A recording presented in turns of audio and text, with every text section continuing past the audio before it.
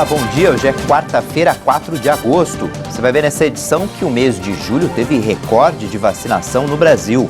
Ontem teve a volta dos depoimentos na CPI da pandemia no Senado. E a gente mostra também que os incêndios florestais causam preocupação na Grécia. Vamos começar falando logo de ouro para o Brasil. A quarta medalha dourada para o país saiu ontem. A nadadora Ana Marcela Cunha conquistou o lugar mais alto do pódio na maratona aquática. A baiana de 29 anos venceu a prova liderando praticamente de ponta a ponta, nadando os 10 quilômetros na Baía de Tóquio em 1 hora, 59 minutos, 30 segundos e 8 centésimos.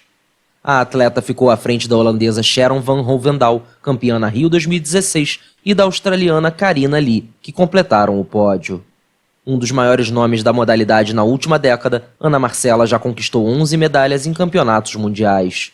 Esta foi a terceira Olimpíada da nadadora, que em Pequim 2008, aos 16 anos, conseguiu um surpreendente 5º lugar e na Rio 2016, tida como uma das grandes favoritas, terminou na 10ª colocação. O Alisson, atual campeão olímpico, e Álvaro Filho foram eliminados no vôlei de praia nas quartas de final. Essa foi a primeira vez que o Brasil vai terminar uma Olimpíada sem medalha nessa modalidade.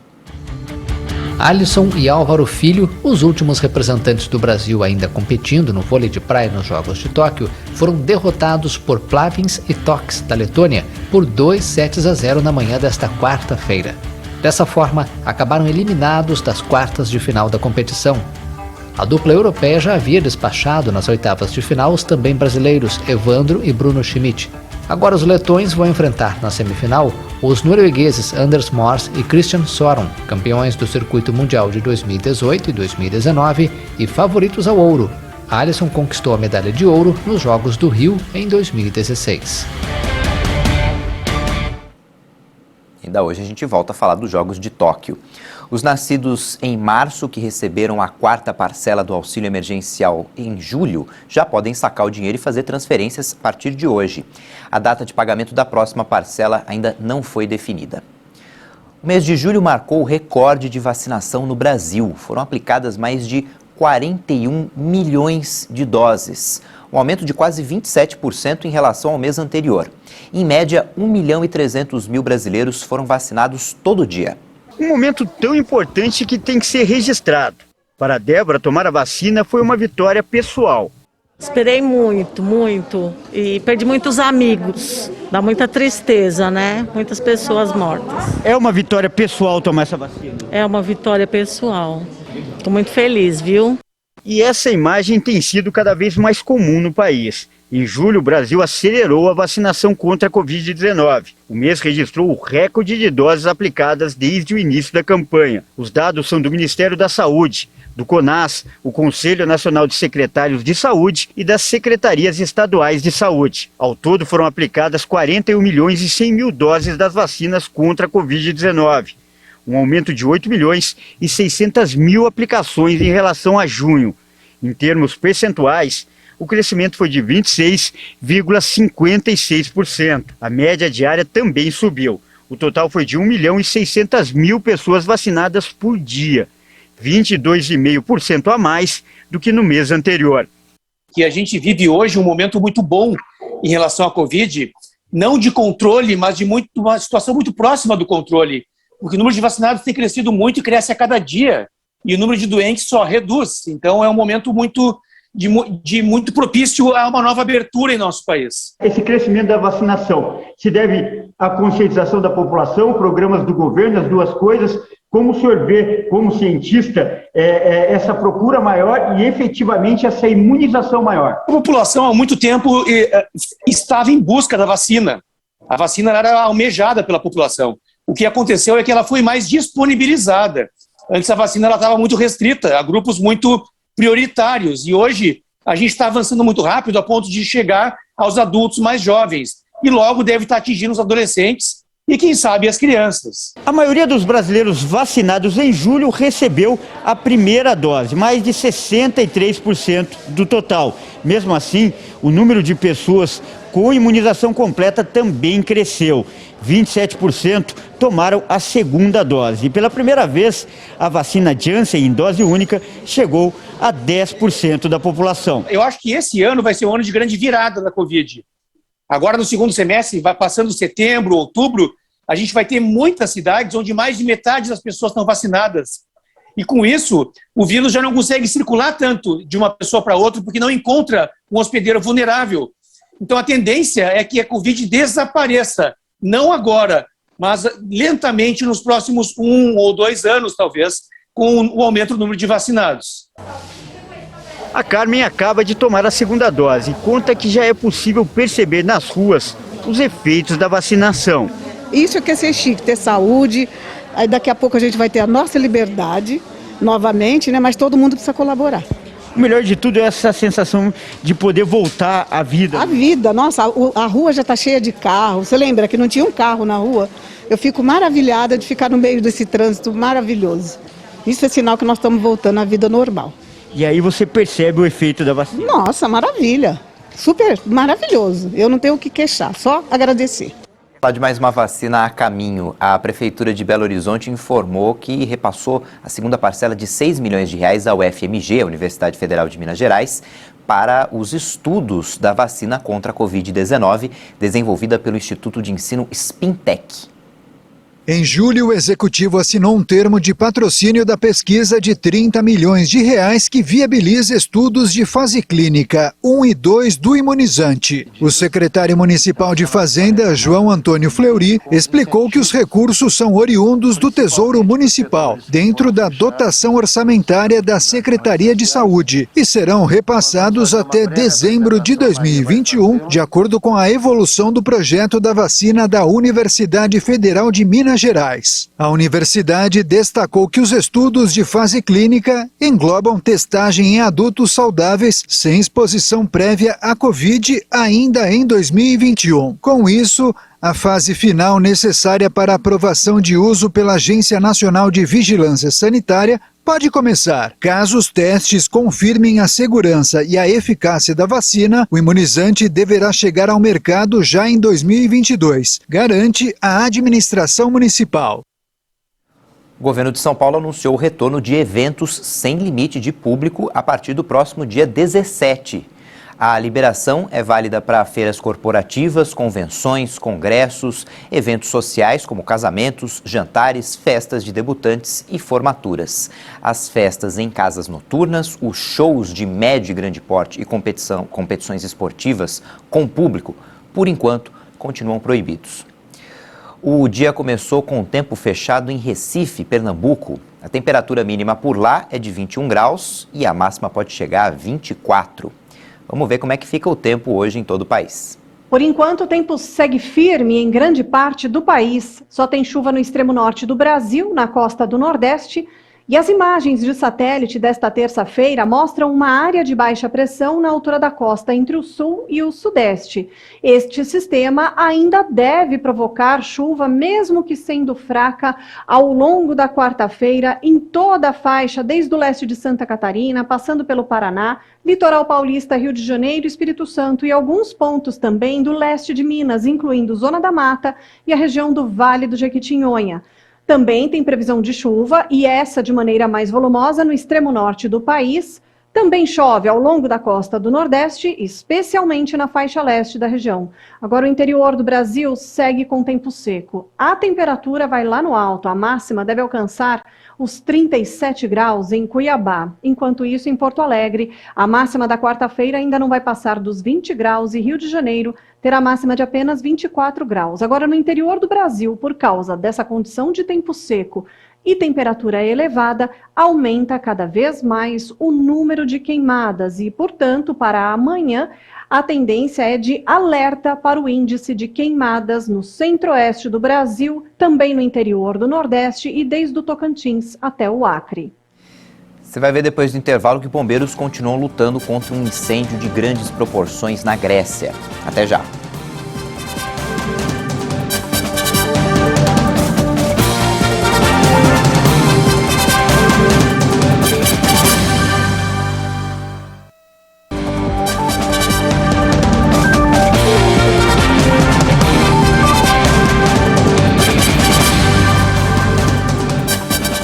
Oito e 44 no horário de Brasília. As autoridades da Grécia tentam controlar os incêndios no país. Um deles está a 30 quilômetros de Atenas. Por causa do fogo, as autoridades fecharam uma parte da autoestrada que une a capital ao norte e ao sul do país. O combate às chamas é feito com helicópteros que despejam água sobre o fogo. A Proteção Civil grega enviou mensagens aos moradores da localidade de Varimpompi para que permaneçam em alerta. Alguns meios de comunicação informaram que dezenas de crianças foram retiradas de uma colônia de férias vizinha por precaução. Desde a semana passada, a Grécia sofre sua pior onda de calor em mais de 3 décadas, com temperaturas que devem chegar a 43 graus esta semana em algumas regiões do país. Vários incêndios foram registrados nos últimos dias. Um deles arrasou mais de 3.000 hectares de pinhais e olivais em Acaia, perto de Patras, na península de Peloponeso. Mesmo com o decreto que proíbe o uso do fogo, a Amazônia registrou quase 5.000 focos de queimadas em julho. Os focos de incêndio foram registrados pelo Instituto Nacional de Pesquisas Espaciais. Dados preliminares do INPE mostraram que a Amazônia registrou 4.977 focos de queimadas ilegais em julho. O uso do fogo no bioma está proibido desde 29 de junho, quando o governo federal publicou um decreto suspendendo a prática por 120 dias no território nacional. No fim de junho, também foi autorizado o uso das tropas militares para combater as queimadas na Amazônia. O município de Porto Velho, em Rondônia, foi o que mais registrou focos de queimadas em julho em toda a Amazônia. Foram 340 pontos. Logo em seguida aparecem Lábrea e Apuí, ambos no Amazonas, com cerca de 250 focos cada. Dados do INPE também apontaram que mais da metade do fogo registrado em julho na Amazônia está concentrado em apenas 2 estados, no Pará com 1.372 pontos e no Amazonas com 1.173. Além da relação direta com o desmatamento, a queima de florestas e vegetações nativas no Brasil é a principal fonte de emissão de gases de efeito estufa. O Brasil já se aproxima de 20 milhões de diagnósticos de Covid-19. A média móvel de novos casos é a menor desde novembro. As autoridades de saúde afirmaram que, do total de casos, mais de 18 milhões e 700 mil brasileiros já se recuperaram da doença. Em 24 horas foram registradas no Brasil mais 1.209 mortes por Covid-19. Com isso, o país chegou a 558.432 vítimas desde o início da pandemia. Também foram contabilizados 32.316 novos casos de um dia para o outro. Ao todo, são quase 20 milhões de diagnósticos confirmados da doença. A média de mortes pelo coronavírus em 7 dias é de 942 vítimas diárias. É o mesmo patamar do dia 14 de janeiro. E o 4º dia em que o indicador fica abaixo de 1.000. A média de novos casos está em 33.821 confirmações por dia. É a menor desde 27 de novembro, quando foi a 31.133 diagnósticos. Na evolução da pandemia por regiões, hoje 3 estados apresentaram alta nas mortes: Amapá, Goiás e Rondônia. Em estabilidade estão 8 unidades da federação. Em queda estão 16 estados: Acre, Alagoas, Bahia, Maranhão, Mato Grosso do Sul, Minas Gerais, Pará, Paraíba, Pernambuco, Piauí, Rio Grande do Norte, Rio Grande do Sul, Roraima, Santa Catarina, São Paulo e Sergipe. O Brasil já aplicou mais de 145 milhões e 618 mil doses de vacinas até agora. Em um dia foram aplicadas mais de 1 milhão e 855 mil. Segundo o Ministério da Saúde e as secretarias estaduais de saúde, o número de brasileiros que tomaram a primeira dose já passou de 102 milhões e 795 mil, o que equivale a 48,5% da população, quase metade da população. Mais de 42 milhões e 823 mil pessoas tomaram a segunda dose ou dose única, o que representa 20,2% da população brasileira, ou seja, 1 em cada 5 brasileiros já tomou a segunda dose. Os estados que mais aplicaram a primeira dose, que estão com mais de 50% da população vacinada, são o São Paulo, Rio Grande do Sul e Mato Grosso do Sul. Aliás, Mato Grosso do Sul é o estado líder na imunização completa, mais de 33% da população. Depois de pouco mais de 2 semanas de paralisação por causa do recesso parlamentar, a CPI da pandemia retomou as atividades ontem com o depoimento do presidente da ONG Secretaria Nacional de Assuntos Humanitários. Questionado na manhã desta terça-feira na CPI da pandemia, Hamilton Gomes de Paula falou sobre seu papel na intermediação de vacinas entre empresas e o governo federal. Em fevereiro deste ano, a Secretaria Nacional de Assuntos Humanitários, uma organização sem fins lucrativos, da qual Gomes de Paula é o fundador, recebeu autorização do Ministério da Saúde para negociar doses de vacinas contra a Covid-19 da AstraZeneca. O laboratório diz não ter representantes e que negocia diretamente com os governos. Em seu depoimento, Gomes de Paula afirmou que apenas indicou ao Ministério da Saúde alguém que teria imunizantes e negou conhecer pessoas ou ter influência para intermediar a negociação. Os senadores apresentaram troca de mensagens enviadas por Hamilton à pasta. Ele conseguiu, sem burocracias e com rapidez, 3 reuniões com a cúpula do Ministério. Gomes de Paula explicou que foi procurado pelo policial militar Luiz Paulo Dominguete, suposto negociante de vacinas, no dia 16 de fevereiro, e que, na ocasião, Dominguete teria comentado sobre a entrega de doses do imunizante da Oxford AstraZeneca em até 8 dias, por $3,97 a dose. O senador Marcos Rogério, do Democratas de Rondônia, questionou o depoente se ele caiu de paraquedas nessa armação ou se tudo não passou de um equívoco. Eu estou numa dúvida com ele, porque eu não sei se Vossa Senhoria foi enganado, ludibriado, ou se Vossa Senhoria, com todo respeito, é parte de uma tríade de golpistas. E eu lamento muito ter que fazer isso aqui, porque eu defendo o governo, mas eu não defendo qualquer prática que passe perto de alguma suspeita de irregularidade. E não estou fazendo ilações, eu prefiro crer, até em nome da fé que lhe move e me move também, que Vossa Senhoria tenha sido vítima, tal qual foram outros servidores, pessoas de bem, que tenha sido usada. Hamilton de Paula declarou estar arrependido e chorou durante o depoimento ao se lembrar do motivo que o fez se envolver nessa questão das vacinas. Eu creio que foi o maior erro que eu fiz, foi abrir a porta da minha casa aqui em Brasília. Eu sou de Brasília. Eu abri a porta da minha casa no momento assim que eu estava enfrentando a perda de um ente querido da minha família. E eu queria vacina para o Brasil. E aí eu peço desculpa ao Brasil. E o que eu cometi não agradou primeiramente os olhos de Deus. Eu juro, pastor. E esse erro que eu cometi foi um erro que, se pudesse voltar atrás, eu voltaria. Dos 135 requerimentos que estavam na pauta, 129 foram aprovados. Um deles foi a quebra de sigilo da empresa VTC Log, atual encarregada da logística para entrega de vacinas. Outro requerimento analisado foi a quebra dos sigilos telefônico, fiscal, bancário e telemático do líder do governo na Câmara, deputado Ricardo Barros.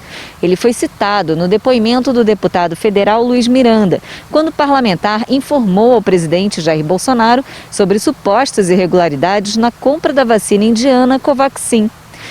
Há também um pedido de afastamento do cargo da secretária de Gestão do Trabalho e da Educação na Saúde, do Ministério da Saúde, Mayra Pinheiro. Nesta quarta-feira, deverá comparecer à CPI o coronel Marcelo Blanco e, na quinta-feira, o empresário Ayrton Cascavel. Inicialmente, estava previsto o depoimento de Francisco Maximiano, sócio da Precisa Medicamentos. Mas o empresário está viajando e deverá ter a oitiva adiada para a próxima semana. A previsão é que ele retorne ao Brasil no dia 9 de agosto. O governador de Nova York está sendo acusado de assédio sexual. O presidente dos Estados Unidos, Joe Biden, que é do mesmo partido, é democrata também, disse que Andrew Cuomo deveria renunciar. O presidente americano Joe Biden defendeu a renúncia do governador de Nova York, Andrew Cuomo, após uma investigação concluir que o poderoso político democrata assediou sexualmente várias mulheres. Vamos analisar uma coisa de cada vez aqui. Acho que ele deveria renunciar. Eu entendo que a Assembleia Legislativa do Estado pode decidir o impeachment.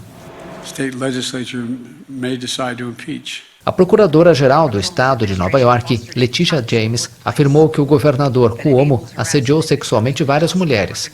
Segundo ela, uma investigação independente concluiu que o governador assediava sexualmente funcionárias e ex-funcionárias do estado de Nova York, ao avançar com toques não desejados e não consentidos, e ao fazer vários comentários de natureza sexual sugestiva que geraram um ambiente de trabalho hostil para as mulheres.